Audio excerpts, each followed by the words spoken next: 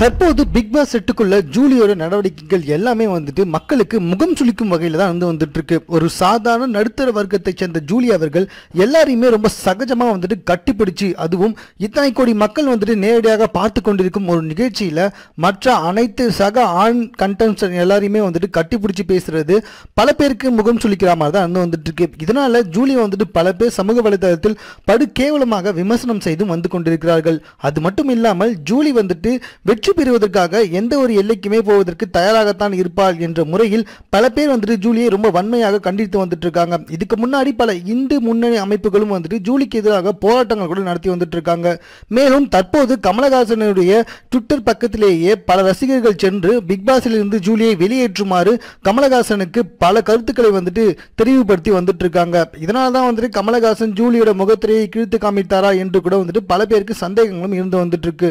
இருந்தாலும் ஜூலி வந்துட்டு இந்த அளவுக்கு செய்து கொண்டு வந்திருப்பது அவருடைய குடும்பத்தை எந்த அளவுக்கு பாதிக்கும் என்பது கொஞ்சம் கூட தெரியாமல தான் வந்துட்டு பிக் பாஸ் நிகழ்ச்சியில் நடந்து வந்துட்டு இருக்காங்க அப்படின்னு தாங்க தெரியுது.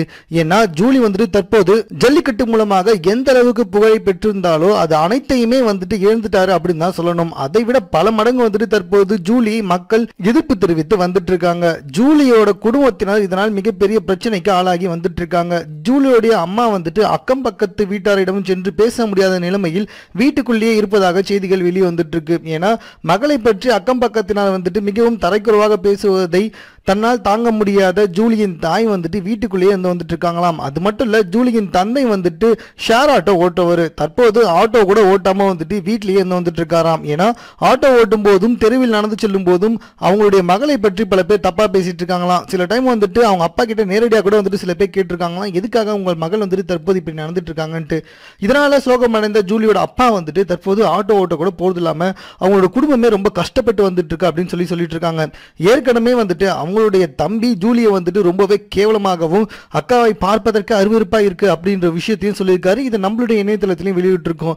ஜூலி பிக் பாஸ் செட்டுக்குள் நடந்து கொண்டிருக்கும் செயல்களால அவங்களுடைய குடும்பத்தினர் தான் வெளியே மிகப்பெரிய அளவில் கஷ்டப்பட்டு வந்துட்டு இருக்காங்க அப்படின்னு சொன்னா கண்டிப்பா அது மிகையே ஆகாதுங்க.